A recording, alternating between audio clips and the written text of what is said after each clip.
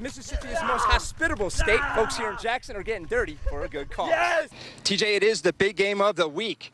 And big catches just like this will be made. Everything the city went through with Katrina, I mean, what does it mean to this city? This is the culmination of everything we've been working for the last 4 years. It's been 50 years since Ole Miss has won an SEC championship. This is a program that demands excellence. How important is this search process?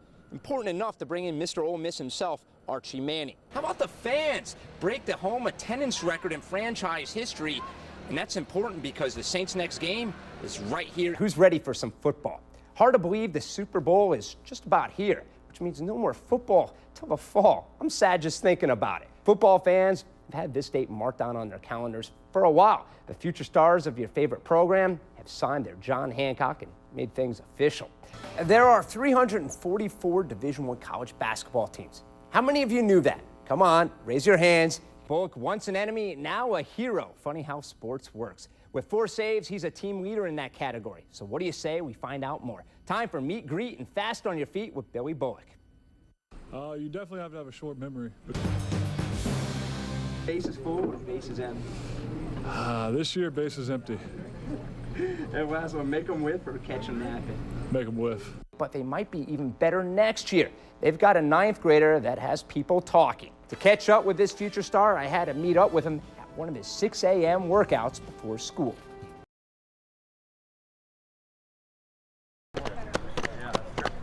Shaquille Vance is one of the fastest runners in the world. As fast as a cheetah, one might say. He's lacing up his spikes, his eyes set on the 2012 Summer Olympics in London.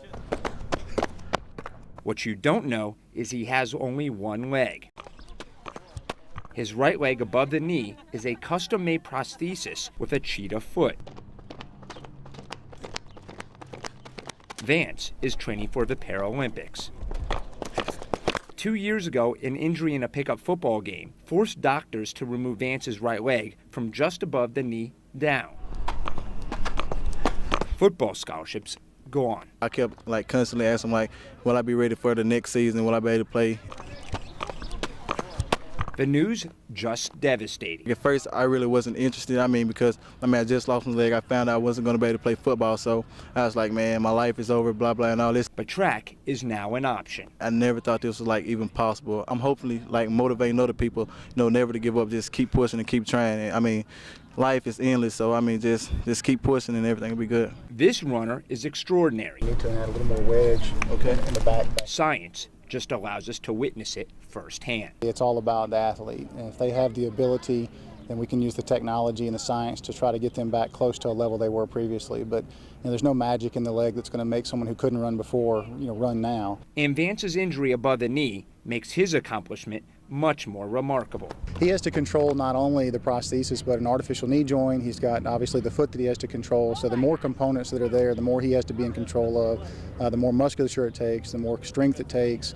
It's just incredible. And the amount of energy that he expends to run 100 yards is about 2.5 or 3 times the amount of energy an able-bodied person would. So when you look at his times, it makes it even more incredible how fast he is. Let's put things in perspective. Usain Bolt holds the world record in the 100 meters in 9.58 seconds. Gold medalist and U.S.-born Michael Johnson is considered to be one of the greatest long sprinters of all time. His best in the 200 meters was 19.32 seconds. Yeah, I improved a lot. I think I can do better. I stumbled a little bit. We'll try it again. All right, well, right now I have the American record in the 100 and 200. On my 100 time is like a 12.9, and my 200 is a 27.1. You got bigger goals. Bigger goals. I'm for the 100. I'm running for at least a 11.9, and the 2 I'm shooting for at least a mid 24 or a low 25. In my book, Shaquille Vance is already worth gold.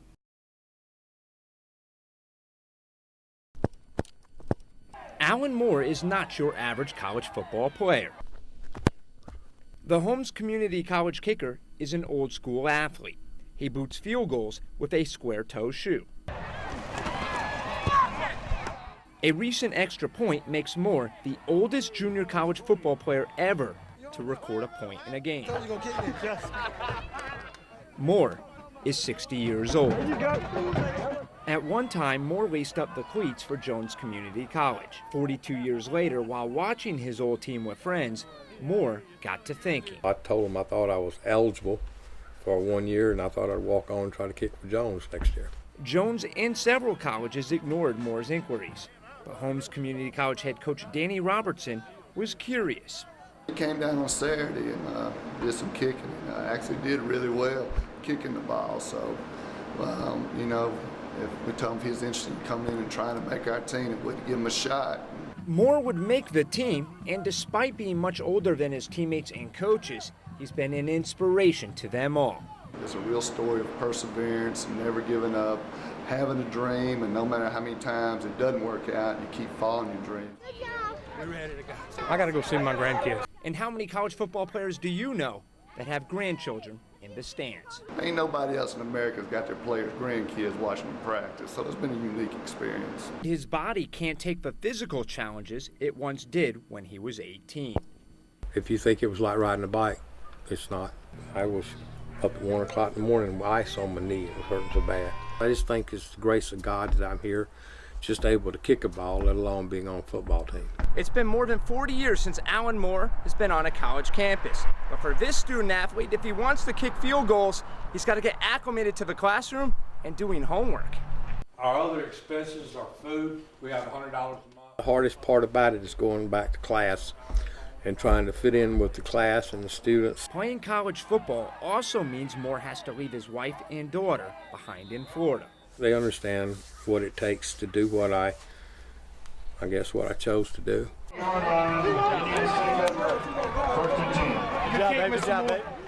Moore said his sole purpose of coming back to play college football was to bring something positive to Holmes and, more importantly, the kids on the team.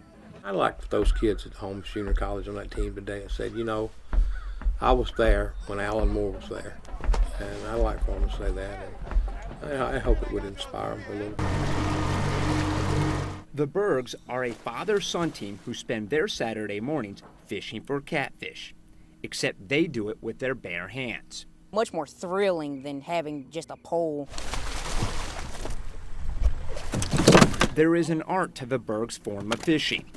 In the off-season, they build wooden houses for the fish to spawn and have scattered them throughout the reservoir. That's a good eating size one, though. Hand grabbing is only a 2.5-month-long season. So this time of year, the Bergs put on their scuba gear, place their legs in the fish's house, prod a stick to see if he's there. If so, they just wait for the fish to swim at them and bounce off their stomach. That's when the fight begins, and they stick their hand in the fish's mouth. You can't hear, you can't see, so it's all by feel, and you're in the fish's world. So to beat him at his own game, that's a ticket. Oh, you feel like you're Superman trying to fight an evil villain, I guess.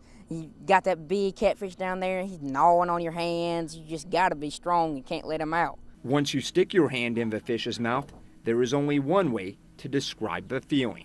Somebody putting a belt sander up against your hand, that's about what it feels like. It's, you know, they don't have teeth like a shark. They're not going to cut your finger off. They're just going to chew on it, and it feels like sandpaper on the back of your knuckles. So it's painful, but it's not going to kill you.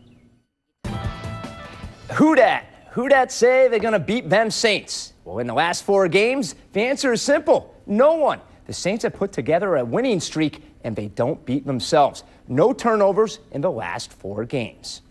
Our first goal is really not to turn the ball over, have ball security. Up next for the Saints, a Sunday matchup in Nashville with the Titans, noon kickoff. So what do you want for Christmas? The Southern Miss football team is getting a nice present, a trip to Honolulu for the Sheridan Hawaii Bowl. But will head coach Larry Fedora be going with them? According to Inside Carolina, Fedora has been offered the University of North Carolina job, but the deal is not finalized. The report also states he has until today to accept the job, and CBS Sports also reports that Coach Fedora interviewed yesterday for the Texas A&M job. We will let you know if anything becomes official, because as of right now, he is still the head coach at Southern Miss. And when it comes to the coaching carousel, one thing we do know for certain, Hugh Freeze is the head coach at Ole Miss. He made that official yesterday in Oxford.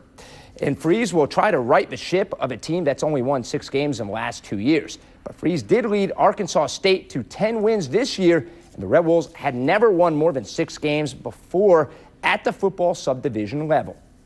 We understand to accomplish what we want will take tremendous energy, passion, desire. Coach said that he plans on announcing the entire staff hopefully by tomorrow, so as soon as we know something, we'll let you know. Now, the SWAC handed out their hardware today, and Jackson State had 8 players make the all-conference teams. Alcorn State had a pair on the list as well, but JSU's Casey Terrio took home the big honor, Offensive Player of the Year. Now, the senior quarterback led the Tigers to a 10-2 record. Terrio put up big numbers, just over 3,800 passing yards and 27 touchdowns, while completing 60% of his passes, a player Coach Rick Comegy will surely miss.